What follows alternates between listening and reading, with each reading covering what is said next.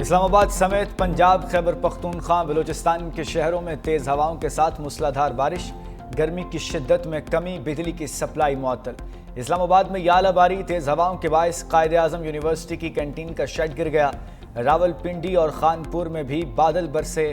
خیبر پختونخوا کے شہروں ایبٹ آباد، لوئر دیر، سوابی، اٹک، نوشہرہ، خیرپور میں بھی بارش سے موسم خوشگوار ہو گیا۔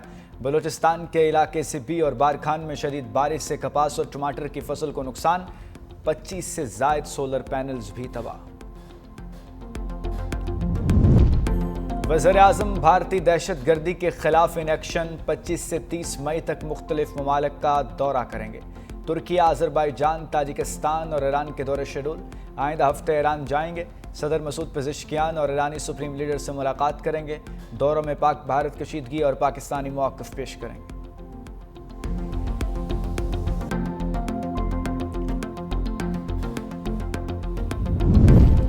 بھارت صرف پاکستان نہیں، دنیا بھر میں دہشت گردی اور ٹارگٹ کلنگ کی سرپرستی کر رہا ہے۔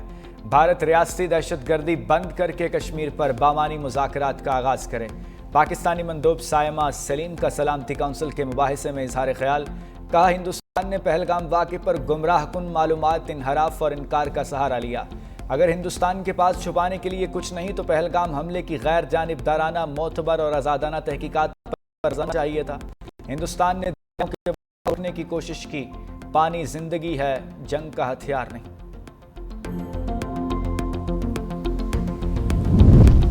پاکستان کی 25 کروڑ آبادی کا پانی روکنا اعلان جنگ تصور کیا جائے گا۔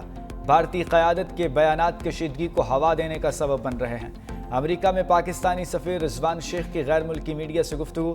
کہا، داخلی ضرورتوں کے لیے پاکستانی کارڈ کھیلنا انتہائی خطرناک روش ہے۔ بلوچستان میں بھارت کا کردار کسی سے ڈھکا چھپا نہیں۔ پاک بھارت جنگ بندی میں صدر ٹرمپ نے نمایاں کردار ادا کیا۔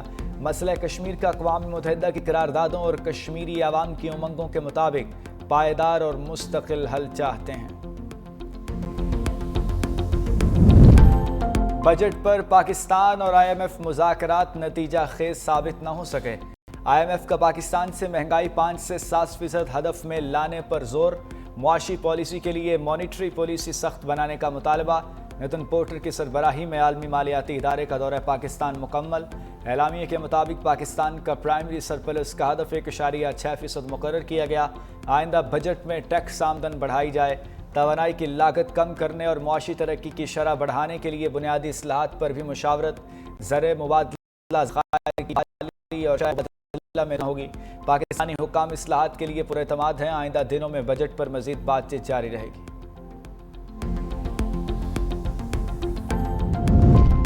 ڈپورٹ ہونے والے افراد کے خلاف ایف آئی آر درج ہوگی۔ پاسپورٹ بھی منسوخ کیے جائیں گے۔ اسلام آباد میں وزیر داخلہ محسن نقوی کی زیر صدارت اجلاس میں اہم فیصلے۔ کہا، ڈپورٹ ہونے والے افراد پاکستان کے لیے بین الاقوامی سطح پر شرمساری کا باعث بن رہے ہیں۔ ایسے افراد کو 5 سال کے لیے پاسپورٹ کنٹرول لسٹ میں ڈالا جائے گا۔ پاسپورٹ کے قوانین کو مزید سخت بنانے کے لیے سیکرٹری داخلہ کی سربراہی میں کمیٹی بھی قائم۔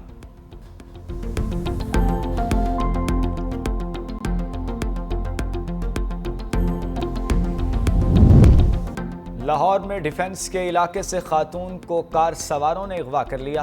اغوا کی سی سی ٹی وی فوٹیج سامنے آ گئی۔ 2 ملزم مہوش نامی خاتون کو زبردستی کار میں ڈال کر فرار ہو گئے۔ بہن کو سابقہ بہنوئی فیاض نے اپنے ساتھیوں کے ساتھ مل کر اغوا کیا۔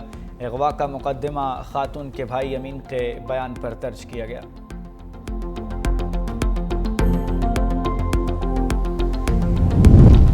اور اسکردو میں لاپتہ سیاحوں کی گاڑی مل گئی۔ 4 دوست حادثے میں جاں بحق۔ حادثہ گنجی اور استک نالہ کے درمیان پیش آیا۔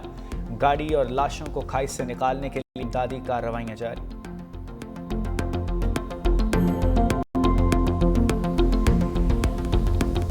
بجٹ پر پاکستان اور آئی ایم ایف مذاکرات نتیجہ خیز ثابت نہ ہو سکے۔ آئی ایم ایف کا پاکستان سے مہنگائی 5 سے 7% ہدف میں لانے پر زور۔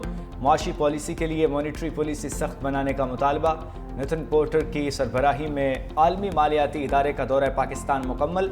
اعلامیے کے مطابق پاکستان کا پرائمری سرپلس کا ہدف 1.6% مقرر کیا گیا۔ آئندہ بجٹ میں ٹیکس آمدن بڑھائی جائے، توانائی کی لاگت کم کرنے اور معاشی ترقی کی شرح بڑھانے کے لیے بنیادی اصلاحات پر بھی مشاورت ہوئی۔ زر مبادلہ ذخائر کی بحالی اور شرح مبادلہ میں لچک لانا ہوگی۔ پاکستانی حکام اصلاحات کے لیے پراعتماد ہیں۔ آئندہ دنوں میں بجٹ پر مزید بات چیت جاری رہے گی۔ بھارت جارحیت کا شوق پورا کر کے دیکھ لے، پہلے بھی مارا تھا پھر ماریں گے۔ خضدار میں اسکول کے بچوں پر حملہ بھارتی انٹیلیجنس ایجنسی را کی سرپرستی میں ہوا۔ بھارتی میڈیا نے خضدار میں دہشت گردی پر جشن منایا۔ D G I S P R نے بھارت کا مکروہ چہرہ بے نقاب کر دیا۔ ہندوستان کی 20 سالہ ریاستی دہشت گردی کی تفصیلات دنیا کو پیش کر دیں۔ لیفٹیننٹ جنرل احمد شریف چودھری نے شہید طلباء کی تصاویر، گرفتار دہشت گردوں کے اعترافی بیانات، کلبھوشن یادو اور بھارتی میڈیا کے ویڈیو کلپس چلا دیے۔ ترجمان پاک فوج نے کہا کہ جعفر ایکسپریس حملے، مزدوروں اور معصوم شہریوں کے قتل میں فنتنال ہندوستان کا ہاتھ ہے۔ بھارت انہیں پیسہ فراہم کرتا ہے۔ D G I S P R نے ماہرنگ بلوچ کو دہشت گردوں کی پراکسی قرار دیا۔ بولے ماہرنگ بلوچ اور ان کی بلوچستان یکجہتی کونسل دہشت گردوں کی پراکسی ہیں۔ ان کے ساتھ وہی سلوک ہوگا جو کوئی ریاست دہشت گردوں کے ساتھ کرتی ہے۔ مسئلہ کشمیر میں پاکستان اور بھارت کے ساتھ چین بھی فریق ہے۔ کوئی پاگل ہی ہوگا جو یہ سوچ سکے گا کہ 24 کروڑ عوام کا پانی بند کیا جا سکتا ہے۔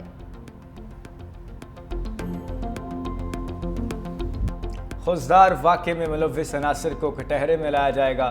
سیکرٹری داخلہ خرم آغا کاظم کہا فنتنال ہندوستان ہارڈ ٹارگٹ میں ناکامی کے بعد سافٹ ٹارگٹ کو نشانہ بنا رہا ہے۔ دہشت گردوں نے اسکول کے معصوم بچوں کو نشانہ بنایا۔ یہ حملہ اسکول بس پر نہیں، ہماری اقدار پر تھا۔ فنتنال ہندوستان نے امن کو سبوتاژ کیا۔ بلوچستان سمیت ملک بھر سے دہشت گردی کے خاتمے کے لیے پرعزم ہیں۔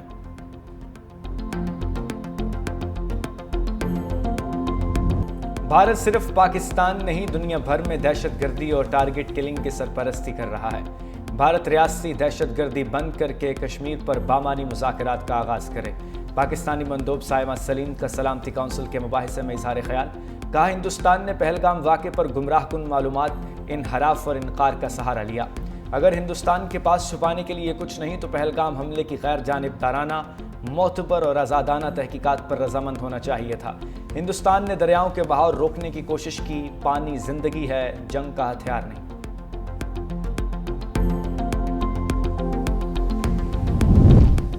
لاہور کی سیشن کورٹ میں بانی پی ٹی آئی کے خلاف 10 ارب ہرجانہ کیس کی سماعت۔ وزیر اعظم شہباز شریف ویڈیو لنک پر جراح کے لیے پیش ہوئے۔ کمرہ عدالت میں موجود جج اور تمام افراد کو جنگ جیتنے کی مبارکباد دی۔ جراح کے دوران بانی پی ٹی آئی کے وکیل نے کہا کہ سیاست میں الزامات لگتے رہتے ہیں۔ شہباز شریف نے کہا کہ میں نے کبھی ثبوت کے بغیر الزام نہیں لگایا۔ مزید سماعت 2 جون تک ملتوی۔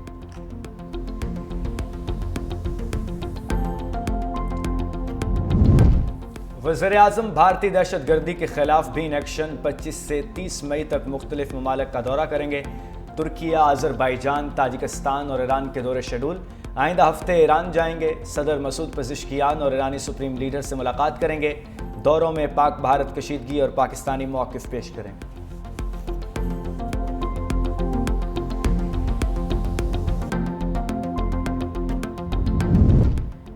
بلاول بھٹو بھارتی جارحیت کے خلاف پاکستان کا مقدمہ لڑنے کے لیے تیار۔ وزیر اعظم شہباز شریف سے چیئرمین پیپلز پارٹی کی وفد کے ہمراہ ملاقات۔ بھارتی جارحیت کو دنیا کے سامنے رکھنے سے متعلق رہنمائی لی۔ بلاول بھٹو نے وفد کی قیادت سونپنے پر شکریہ ادا کیا۔ چیئرمین پیپلز پارٹی سے امریکی ناظم الامور کی ملاقات۔ نیٹلی بیکر کا انسداد دہشت گردی میں تعاون پر بلاول بھٹو کا شکریہ ادا کیا گیا۔ پاکستان کے ساتھ شراکت داری مضبوط بنانے کے عزم کا اعادہ بھی کیا۔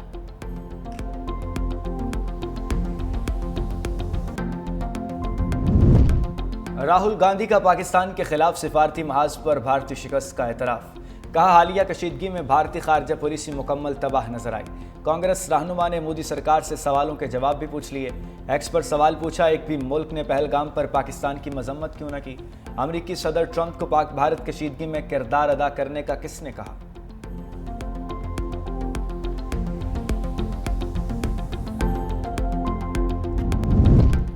مودی کی جارحانہ پالیسی سے بھارت کی غیر ملکی سرمایہ کاری تباہی کے دہانے پر $10 بلین سے گر کر $353 ملین پر پہنچ گئی۔ غیر ملکی سرمایہ کاروں کا عدم اعتماد بڑھنے سے بھارت کی غیر ملکی سرمایہ کاری کی شرح 96.5% تک گر گئی۔ بھارتی کرنسی اور زر مبادلہ کے ذخائر مسلسل گراوٹ کا شکار۔ بھارتی جارحیت سے نالا غیر ملکی سرمایہ کار اپنا سرمایہ دوسرے ممالک منتقل کرنے لگے۔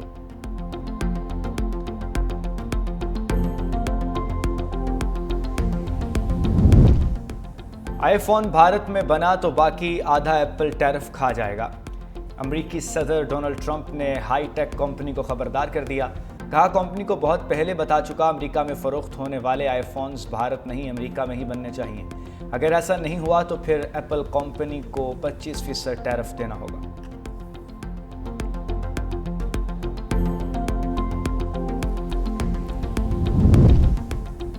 سوئٹزرلینڈ کی سکھ تنظیم نے مودی کی جنگی جنونیت کے خلاف عالمی عدالت کا دروازہ کھٹکھٹا دیا۔ ننکانہ صاحب پر بھارتی ڈرون حملے کے خلاف ICC میں شکایت درج، عالمی فوجداری عدالت سے تحقیقات کا مطالبہ۔ سکھ تنظیم کا کہنا ہے کہ مذہبی مقامات پر حملے بین الاقوامی انسانی قوانین کی خلاف ورزی ہے۔ بھارت سکھوں کے مقدس مقامات کو نشانہ بنا کر عالمی قوانین کی دھجیاں اڑا رہا ہے۔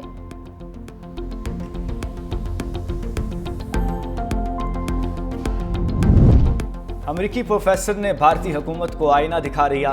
بھارتی ٹی وی پروگرام کے دوران پروفیسر کرسٹین فیئر نے کہا بھارت ہر ممکن کوشش کے باوجود پاکستان کو خوفزدہ نہیں کر سکا۔ پاکستان پیچھے نہیں ہٹا اور نہ ہی بھاگا۔ تنازع بھارت کی توقع سے کہیں زیادہ تیزی سے شدت اختیار کر گیا۔ بھارت خود بھی چاہتا تھا کہ تنازع کو کم کرنے کے لیے کوئی محفوظ راستہ نکالا جائے۔ بھارت کے فسادی میڈیا نے عوام کو غلط معلومات فراہم کی۔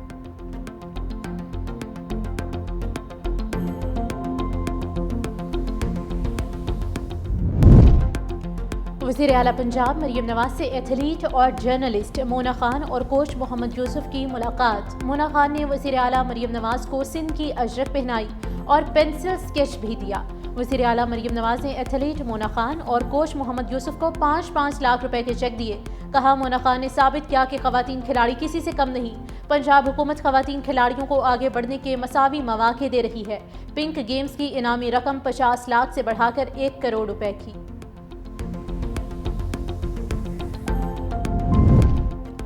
پاکستان کے Ashraf Irfan South Australia squash championship کے فائنل میں پہنچ گئے۔ ایڈلیڈ میں کھیلے گئے سیمی فائنل میں اشرف عرفان نے ہم وطن حمزہ خان کو 3-0 سے شکست دی۔ فائنل میں ملائیشیا کے ڈنکن لی سے مقابلہ ہوگا۔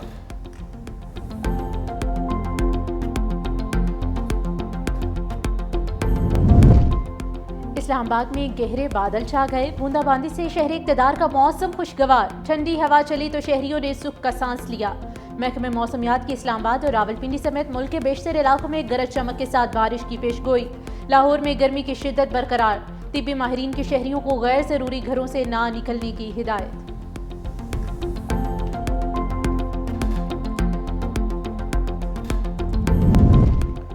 غزہ پر اسرائیلی مظالم نہ تھم سکے، ایک دن میں 50 فلسطینی شہید۔ خان یونس میں رہائشی عمارت پر تازہ حملے میں 3 افراد شہید، 20 زخمی ہوئے۔ غذائی قلت سے 29 بچے اور بزرگ شہری بھی جاں بحق۔ 11 ہفتوں کی بندش کے بعد غزہ میں غذائی امداد داخل ہونے کا سلسلہ جاری۔ دوسری جانب دنیا بھر میں اسرائیلی مظالم کے خلاف مظاہرے بھی جاری۔ شکاگو اور پیرس میں شہری اسرائیل کے خلاف نعرے بازی کرتے ہوئے سڑکوں پر نکل آئے۔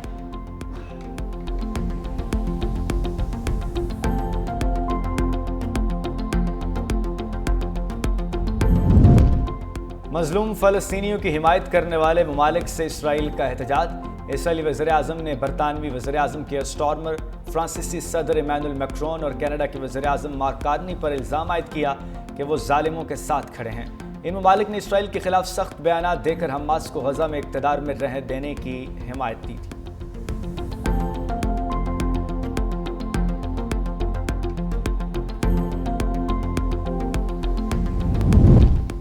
صدر ٹرمپ کا ہارورڈ یونیورسٹی کو غیر ملکی طلباء کے داخلے سے روکنا آئین کی خلاف ورزی قرار۔ عدالت نے پابندی عارضی طور پر معطل کر دی۔